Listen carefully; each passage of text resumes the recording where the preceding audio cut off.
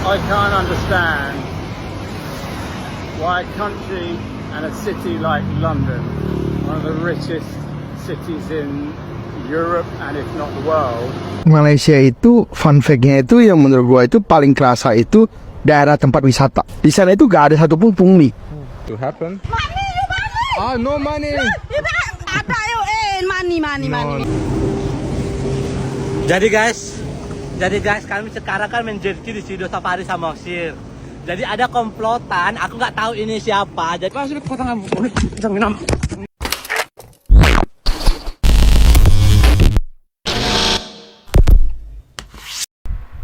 Hai, halo geng. Assalamualaikum warahmatullahi wabarakatuh. Berjumpa kembali dengan saya Zainal Story. Sebelum video ini saya mulai, gimana kabarnya kalian semua? Semoga semua yang menonton video ini baik-baik saja, dimurahkan rezekinya, selalu berpikiran yang positif dan dijauhkan dari mara bahaya oleh Tuhan Yang Maha Esa.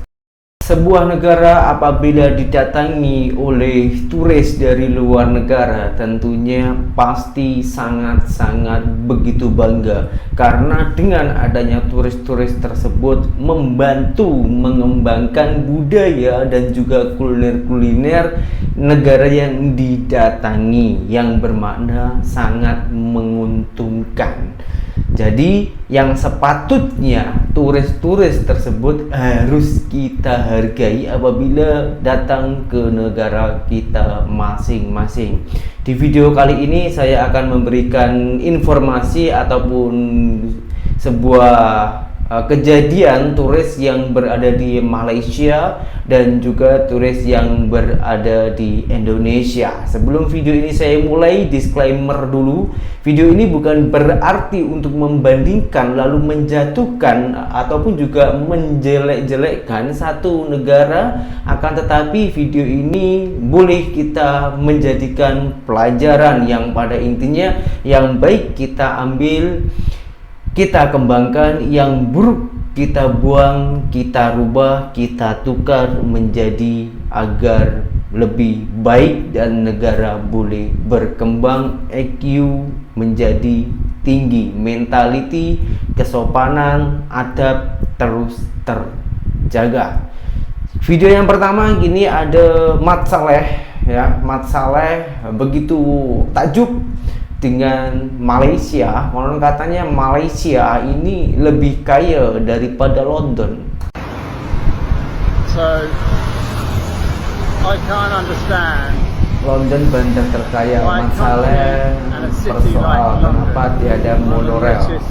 Cities in Europe and if not the world cannot invest in a monorail. It's beyond me. Come on, Khan, pull your finger out your ass and spend money in the right way.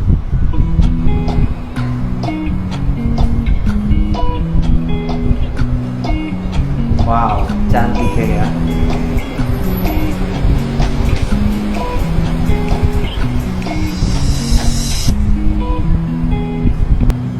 Begitu banyaknya pujian-pujian dari Eropa ya, Malaysia. Kini Malaysia harus mempertahankan hal-hal macam ini geng, agar boleh mendapatkan investor-investor dari luar negara. Bukan hanya orang London, orang Indonesia pun mengakui katanya pariwisata di Malaysia itu lebih tertata rapi. Malaysia itu fun fact-nya itu yang menurut gua itu paling kerasa itu daerah tempat wisata. Jadi mereka itu banyak seperti Indonesia kan banyak keindahan alam. Tapi mereka itu sangat rapi pembuatnya. Ya, setuju.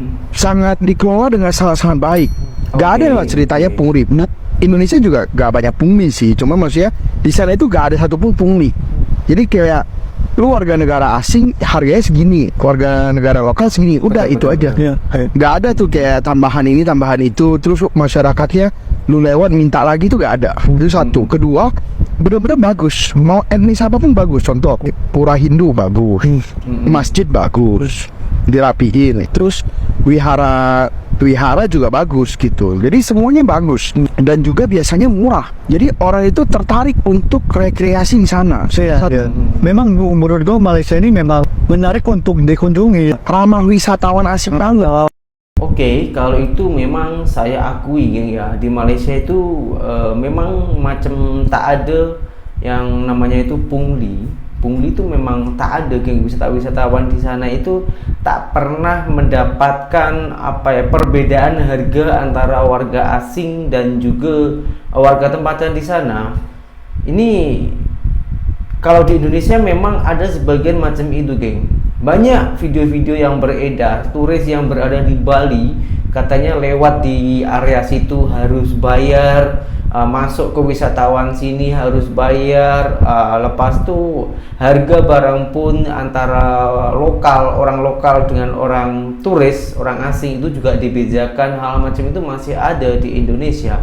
Kalau di Malaysia saya pun belum pernah nampak. Ternyata turis ataupun pelancong Indonesia yang sering ke Malaysia, abangnya ini ya, ini yang sering bolak-balik ke Malaysia dan juga Singapura, Indonesia macam itu, tak pernah mendapatkan ataupun mengalami pungli-pungli di Malaysia. Sekarang kita tengok macam mana respon ataupun tindakan ataupun reaksi orang Malaysia ketika didatangi oleh turis asing dari luar negara.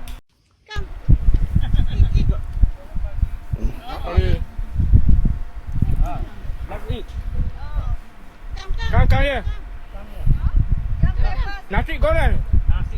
Oh, ditawarin, geng. Come. Join us. Oh, ajak join nasi goreng.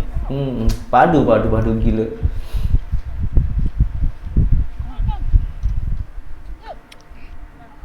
Lu dari mana? Dari mana? Saya dari USA. Tinggal. Seorang wanita telah menemu buah mat saleh berkenaan dengan Malaysia. Lelaki barat itu berkata makanan yang pelbagai membuatkannya suka dengan negara ini. Selain itu, dia menyukai aktiviti bersukan di sini namun badan hendaklah berada dalam keadaan sihat. Dia juga berkata kewujudan Malaysia sepatutnya dirahsiakan. Hal ini kerana dia tidak mahu pelancong luar membanjiri Malaysia untuk menikmati segala keindahan yang ada di negara ini. Ada apa dengan pelancong-pelancong yang pergi ke Indonesia? To happen? Money, you money. No money. You ada you money. Dimintai uang, geng. Gila ini ya. Astagfirullah. No. Astaghfirullah. Lazim. No, I go. Astagfirullah. Money for you? Oh, wait. Don't come too close. Is 100 okay? Yeah? It's Ah, okay? dikasih. Buy water. But no more money. Oh my God. I money. No money, really? No, I go. Really? Oke. Bye. Thank you so much. Thank you. Bye. Kecewa tadi People kasih, are geng. coming from the village. We should get out of here. I'm kinda running away from here. Bye. See Mungkin you. dia sangka orang luar itu banyak duitnya ya. Thank you. Bye. I had to run out from the village. I just wanted to be nice, and they have a kids, and I wanted them to buy something for them, and I can contribute to the business a little bit. Oh my God, why this is always happening? Maybe it was better idea not to show cash. Jadi guys, kami sekarang kan main jet ski di Sido Safari Samosir. Jadi ada komplotan, aku nggak tahu ini siapa, jadi kami dihalangi guys. Nah, kan? Tolong kalian ya, buat kalian orang-orang jet ski yang jet skinya nggak laku ataupun iri sama rezeki orang, nggak boleh kayak gini konsepnya. Emang ini Danau Toba ini milik kalian, ya? Masa bayangkan kami ini di apa loh? Ini jet ski dari mana nih? Jet ski dari mana? Ini masuk pungli ya.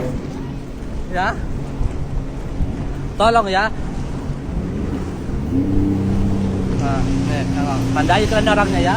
Masa iya kami dicegah kayak gini guys? Ini.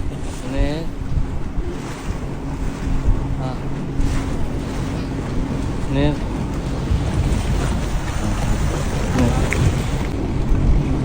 Aku pun nggak tahu.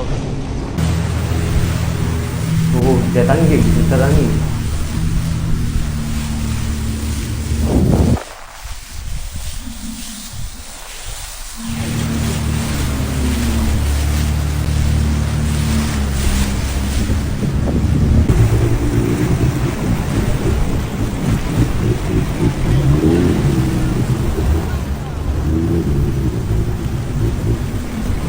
Nah, jadi yang mencegat kami itu tadi guys, standby-nya di sana, ha. Itu sana komplotan itu tadi di sini, ha.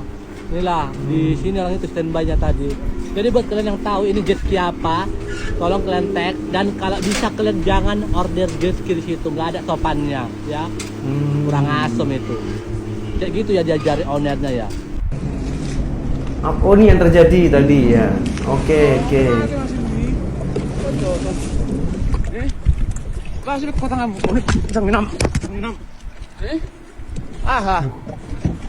Tunggu loh, geng.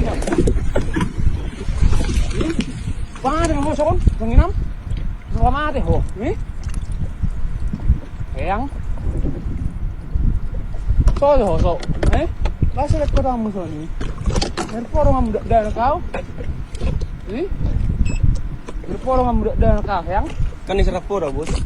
Kan suruh tolong ada suruh. Oh, lu Bang. Kasi pakiyo ko. Dang, boleh Kasi pakiyo ko. Boh. Pakiyo ko. Puro nga muda dan kau yang.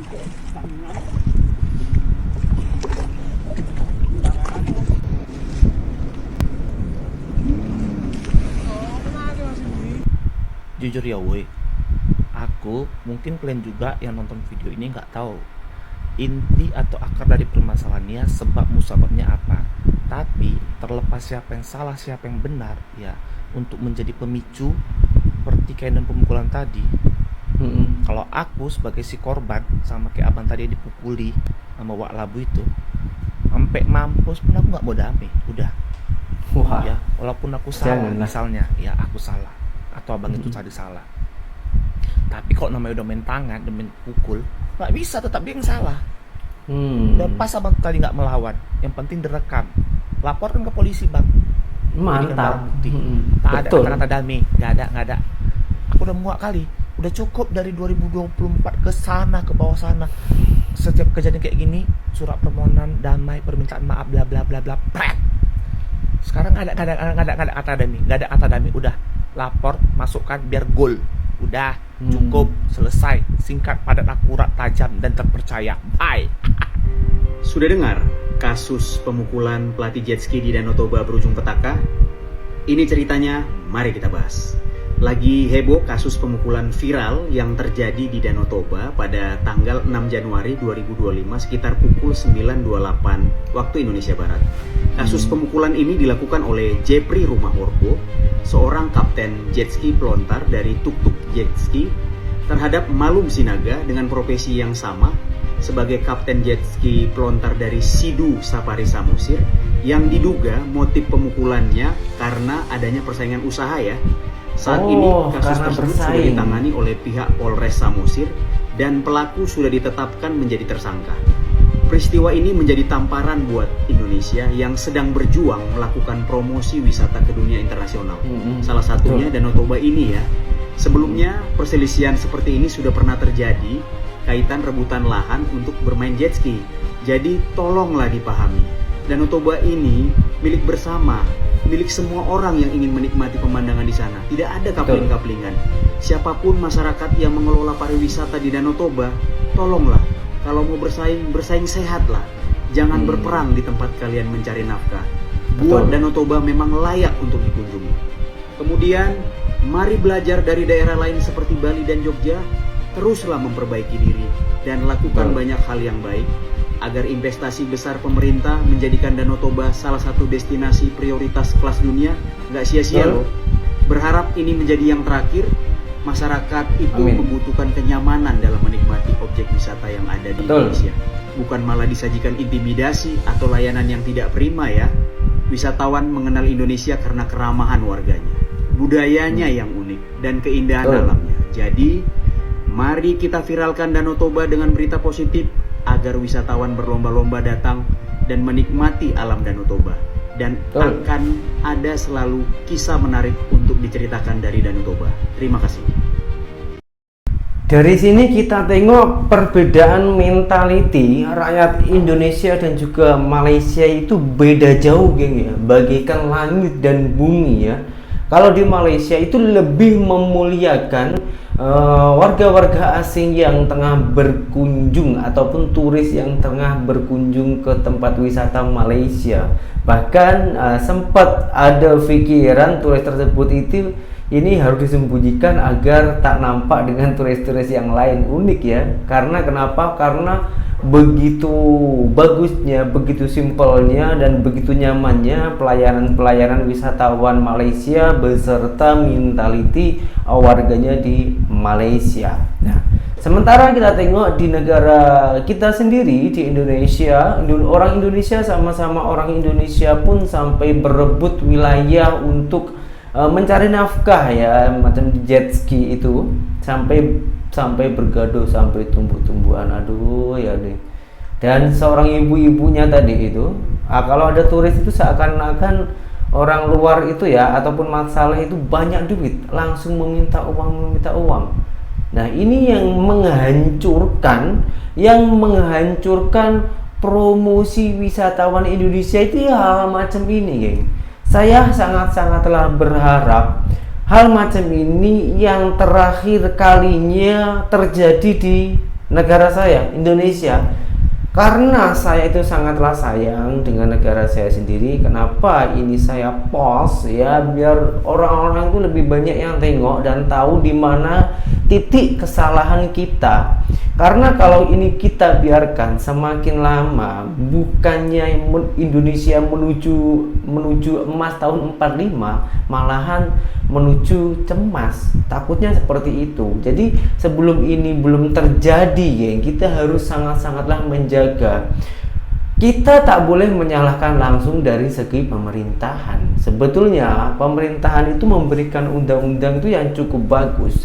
Dan kita sebagai warga, sebagai orang awam, sebagai rakyat, kita yang sepatutnya ini mensupport wisatawan di Indonesia, mensupport pelayanan turis dari luar negara dan lain-lainnya, agar negara mendapatkan kemasukan, mendapatkan investor dari luar negara, lalu kita juga akan menikmatinya. Mungkin nanti banyak bantuan-bantuan ataupun begitu banyaknya pabrik ataupun kilang, maka banyaknya lapangan pekerjaan di Indonesia. Jadi rakyat itu tak payah bingung untuk mencari pekerjaan karena ekonomi Indonesia itu sudah naik.